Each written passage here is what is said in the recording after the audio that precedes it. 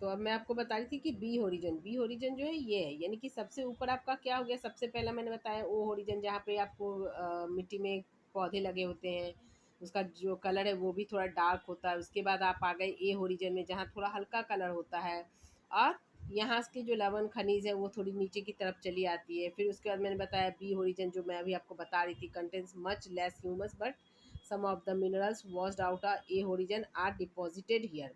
अब जो यहाँ से बह के आता है बी होरिजन में थोड़ा बहुत लवण रहता है, जो खनिज बोलते हैं वो रहता है। Left here the oxidise producing yellow और रेडिश ब्राउन कलर।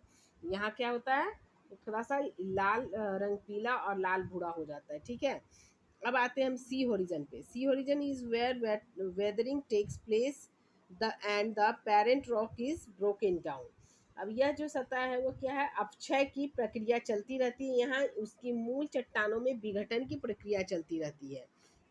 यानी कि यहाँ क्या है, जो आपको लवण है वो या टूटता रहता है, बनता रहता है, ठीक है। अब आते हैं R horizon is the parent rock.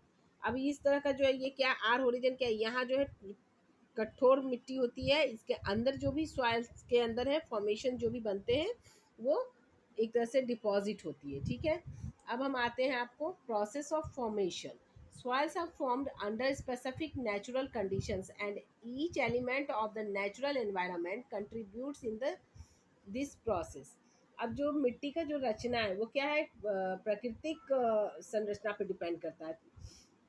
जैसा प्रकृति होगा, जैसे उनके तत्व मिलेंगे, उस तरह से ही यह मिट्टी बनेगा। मिट्टी का जो मुख्य रूप है वो चट्टान सतह, जलवायु संबंधी दशाओं, प्राकृतिक वनस्पति, पशुओं, मानव, प्राणियों की गतिविधियों से संबंध रखते हैं। यानी मिट्टी जो बनती है उनको क्या क्या चीज डिपेंड मैटर करता है।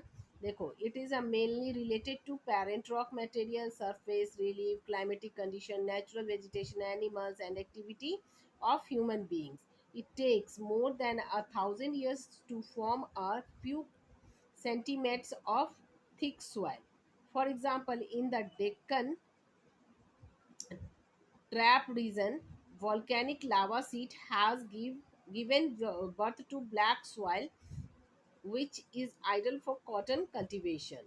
Elements of climate such as temperature, precipitation, and air help in soil formation. High temperature forms humus more rapidly and in large quantity, while low temperature leads to less quantity of humus.